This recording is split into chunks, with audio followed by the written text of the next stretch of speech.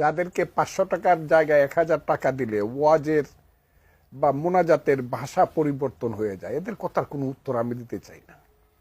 এদেরকে আমার এত বেশি করুণা হয়।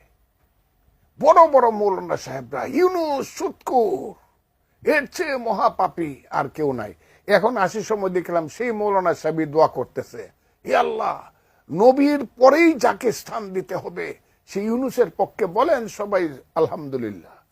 এদের কথার এই 500 টাকা 1000 টাকা যারা মানুষের ঘরে খায়া লিল্লা খায়া যারা বড় হইয়া বড় বড় কথা বলে, এদের কথা এদের কোনো সেন্স কাজ করে বলে আমি মনে করি না। তবে আমি একটা কথা বলি, এরা হইল মোল্লা মুন্সি। মোল্লাতন্ত্র কিন্তু ইসলাম নয়, ইসলাম কিন্তু মহান। মোল্লাতন্ত্র চিরদিন ইসলামকে ছোট করেছে। কাজে এই বাংলাদেশে মোল্লাতন্ত্র হয়েছে আর ধর্মের নামে ব্যবসা শুরু হয়েছে। এই যে ব্যবসায়ীর দল, ধর্মের নামে যারা ব্যবসা করতেছে, তাদের কথার উত্তর দিতে গেলে এই যে তারা হাজারে হাজারে জমা হয় সোহরাওয়ার্দী উদ্যানে, কোত্থেকে?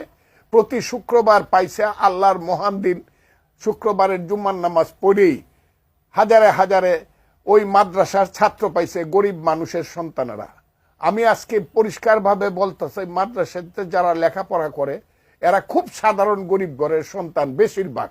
সব মশার বিরুদ্ধে সুরক্ষা দিতে এলো বসুন্ধরা এক্সট্রিম অ্যারোসল, মশার বিরুদ্ধে এক্সট্রিম সুরক্ষা।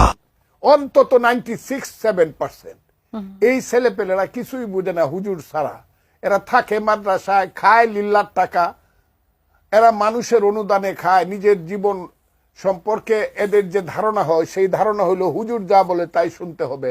হুজুরেরা তাদেরকে কয়েকদিন পরে পরে প্রতি শুক্রবারে অথবা 1 মাস 2 মাস পরে পরে তৌহিদি জনতার নামে, ইসলাম রক্ষা করার নামে সোহরাওয়ার্দী উদ্যানে জামাতে ইসলাম, হেফাজতে ইসলাম তারা এসে যুক্ত হবে। নারী নীতি করা যাবে না, নারী নীতি যারা লেখছে করছে এই নারীরা। আমি তো মনে করি এখন যদি বেগম রুকেয়া থাকতো, আজকের মোল্লা মুন্সিরা তাকে ব্যত্রাঘাত করতো অথবা তসলিমা নাসরিনের মতো দেশ ছাড়া করতো বেগম রুকেয়ারে। এই কারণে আমি সবসময় বলি, কি করলাম গাজীর গীত গায়া, 5 কামাই করলাম 1.5 টাকা খায়া।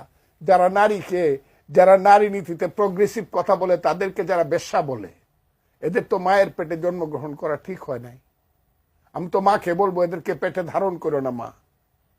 বা ইভেন মৌলানা মৌলভী সাহেবদের ঘরে যে মায়েরা বোনেরা, তাদেরকে বলবো তোমরা এদের বাচ্চা পেটে নিও না, এরা তোমাদেরকে খুব ছোট নজরে দেখে। আমি খুব কঠিন কথাগুলো, এই this time once it will come, যে বাংলাদেশের 1 কোটি মহিলা, তারা তো 50%, 18 কোটি মানুষের মধ্যে আমার মা বোনেরা তো 9 কোটি।